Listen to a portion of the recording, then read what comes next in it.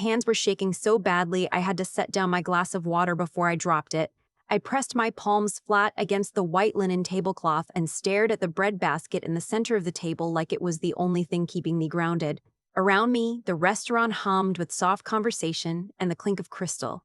And somewhere behind me, I could hear her laughing. That loud, carrying laugh that always made the back of my neck prickle. I had booked that table 3 months in advance. You need to understand that first. 3 months. I had called Auberge Soleil on a Tuesday morning in January, standing in my kitchen in my socks, coffee going cold on the counter, because I knew if I waited even another week, the reservation would be gone. It is the kind of restaurant where the waiting list has a waiting list. A private dining room on the second floor, 8 seats, floor-to-ceiling windows overlooking the river. The kind of soft gold lighting that makes everyone look like they are having the best night of their lives. I had been saving for this dinner for 4 months, not because I couldn't manage the cost on its own, but because I wanted it to be right. I wanted everything to be right. It was my daughter's 20th birthday. She had mentioned Auberge Soleil exactly once, almost a year ago, offhandedly, the way she mentions things she doesn't actually expect to get. The way kids do when they've spent their whole childhoods learning not to ask for too much. We were driving back from her university orientation, and she said, "Mom, I saw a photo of the dining room at Auberge Soleil. It looks like something out of a movie." That was it. That was the whole sentence. And I filed it away, and I planned, and I saved, and I called on that Tuesday morning in January, and I got the table. My guest list was careful. My daughter, obviously. My mother, who flew in from Halifax for the occasion. My daughter's 2 closest friends from her program, Zoe and Amara. My sister-in-law's husband, who is my husband's brother, and one of the genuinely decent people in that family. My husband, and me. 8 seats. 8 people. Every single one of them chosen with intention. My sister-in-law was not on the list. I want to be clear about something before I go any further, because I know how this is going to sound. And I know there are people who are going to say I'm being dramatic or petty or whatever other word people use when a woman draws a line and refuses to feel bad about it. My sister-in-law, I'll call her by what she is to me, which is my husband's sister, nothing more, is not a bad person in the catastrophic sense. She has never, to my knowledge, done anything that would make the evening news, but she has a very particular talent, one she has honed over the 12 years I have been part of this family, for making other people's occasions about herself. A talent for arriving where she was not invited and behaving as though the invitation must have simply gotten lost in the mail. The list of examples is long. I will give you 2. My daughter's 5th birthday. We had a small party at our house, 12 kids, a butterfly cake, a piñata, the works. My sister-in-law showed up 2 hours before it ended with her coworker and her coworker's 3 children, none of whom my daughter had ever met, and proceeded to redirect every conversation toward a renovation she was doing on her townhouse. She ate half the cake.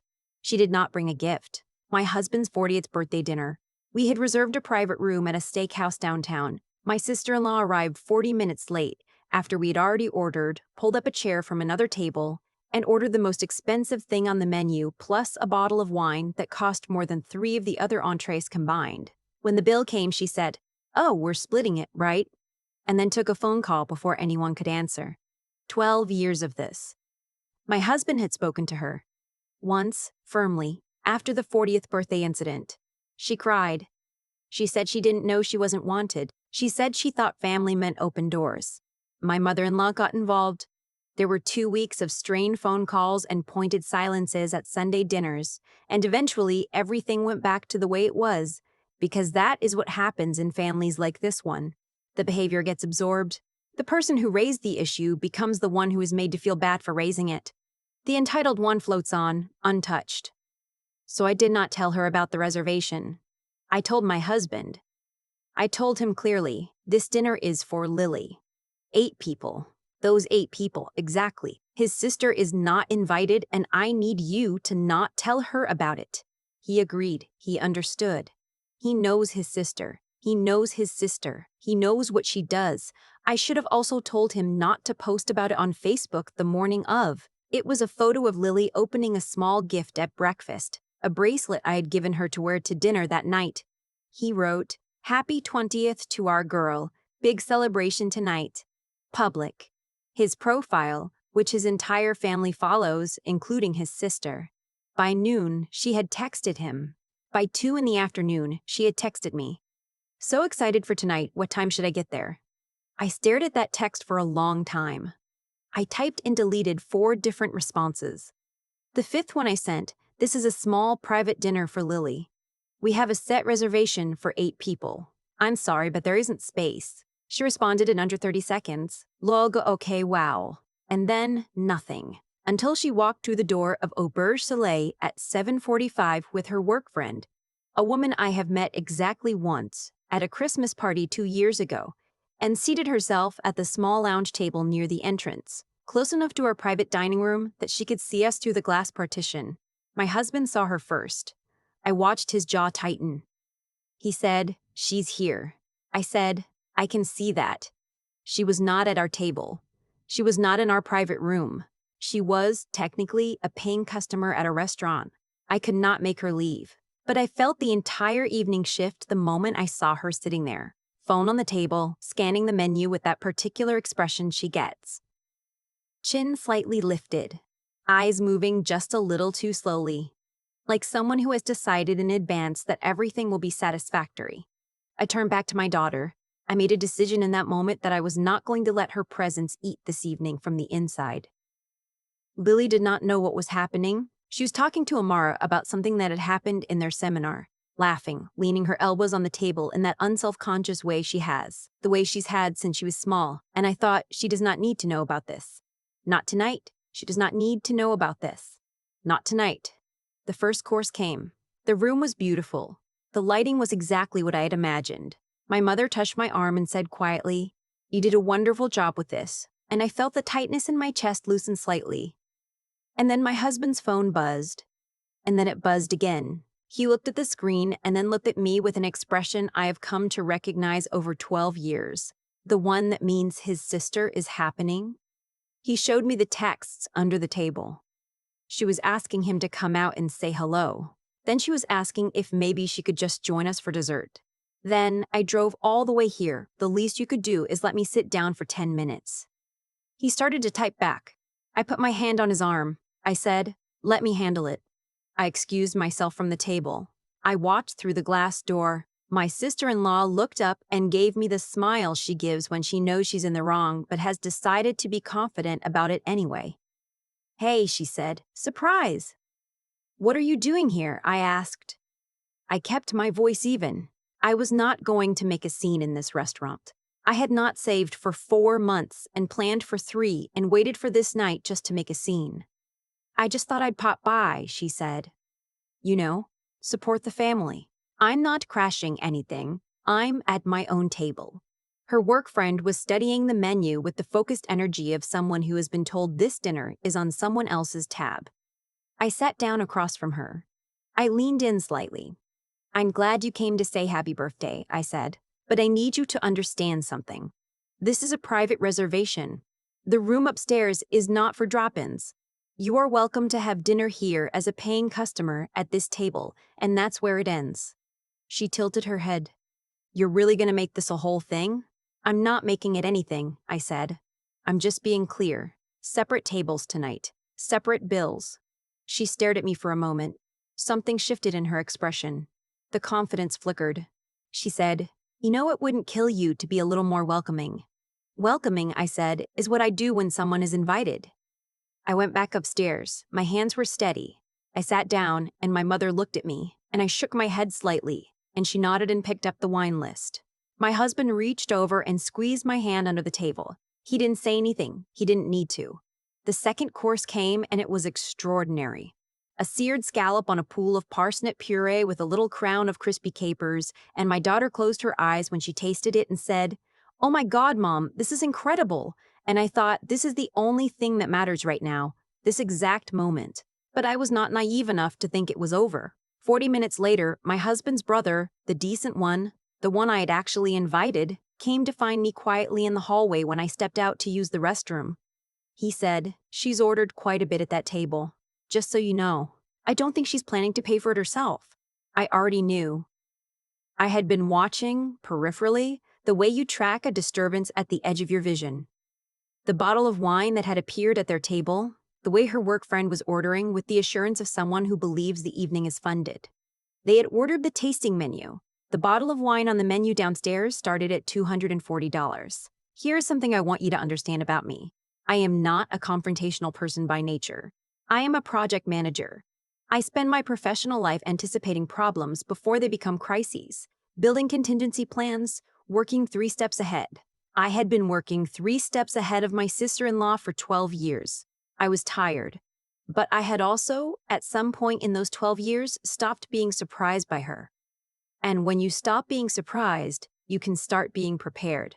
I found our server, a calm, efficient young man named, based on his name tag, Thomas, and I asked him one question. Is there any possibility that the table downstairs might attempt to have their bill added to our private room tab? He said, with the professional neutrality of someone who has seen every kind of family drama this restaurant has to offer, that is not something we can do without explicit authorization from the account holder, which is you. Good, I said. I want that noted. He nodded. Already noted? I went back to the table. I watched my daughter blow out the small candle the kitchen had put on her dessert. I watched my mother take a photo with her phone. The soft cold light catching Lily's smile, her hair, the bracelet on her wrist. I thought about the Tuesday morning in January. I thought about the cold coffee and the socks and the woman on the phone who said, "You got the last table on the 14th. Congratulations." I thought about all the months between that phone call and this moment. The evening ended the way good evenings end, slowly, warmly, with people reluctant to put on their coats. My mother hugged Lily so long that Zoe and Amara started making quiet jokes about it. My husband's brother told a story about something ridiculous that had happened at his office, that had everyone laughing. Outside, the river reflected the city lights, and it was cold the way April in Ontario is cold. Sharp, but not punishing, with the faint suggestion that something warmer is coming. The bill came. I signed for it. Thomas leaned down and said very quietly, "The other party will be receiving their bill momentarily." I said, "Thank you." He gave me the smallest nod. Here's what happened downstairs, which I did not witness, but which I know because my husband's brother told me the next day, and he was standing close enough to hear it. The bill arrived at my sister-in-law's table while I was still signing for hours upstairs. The total for the two of them was $380. The tasting menu for 2, the bottle of wine, a cocktail she'd apparently ordered to start. She flagged down a different server and said she needed to have it moved to the private dining room upstairs. The server told her that wasn't possible. She said there must be a misunderstanding. She was with the family upstairs. The server, again with that professional neutrality that I deeply respect, said that the account upstairs had been closed and had not authorized any additional charges. She said, "Can you just check with them?" They came up to ask me. I was in the process of putting on my coat. Thomas caught my eye across the room. I said, "No." She paid. I don't know how. I don't know if it was her card or her work friend's card or some complicated split, and I genuinely don't care. What I know is that she paid for what she ordered. In the car on the way home, my daughter said, "Mom, that was the most perfect birthday dinner I have ever had." I felt like a movie star. I said, "Good, that was the point." She leaned her head on my shoulder for a moment, the way she used to do when she was 7, and I stared out the window at the dark highway and felt something I hadn't let myself feel all evening. A clean, uncomplicated happiness, the kind that doesn't have an asterisk. My sister-in-law texted me 2 days later. The message was 3 paragraphs long. The first paragraph was about how she felt unwelcome. The second paragraph was about family and what it means. The third paragraph was about the bill, which she called humiliating. I read it once. I thought about responding. I thought about the 40-minute drive she had made, uninvited, to a restaurant where she had not been invited, to sit near a party she was not part of and order $380 of food on the assumption that someone else would cover it. I thought about my daughter's face when the dessert came out with a candle. I thought about the cold coffee in the Tuesday morning and the 4 months of saving. I put my phone down. There are people in your life who have spent so long treating your generosity like a utility, something to be drawn from without cost, without notice, without gratitude, that when you finally turn off the tap, they experience it as an act of aggression. They don't understand that the bill was never yours to absorb. They thought your silence meant consent. They confused your patience with your limit. My sister-in-law did not get a response. What she got was a boundary. And the thing about a boundary, A real one, not a threat, not an ultimatum, not a scene, is that you don't have to explain it. You just hold it. Quietly in a restaurant upstairs, while your daughter leans her head on your shoulder and calls the evening perfect. That is the only thing I wanted her to walk away with. The only thing that mattered.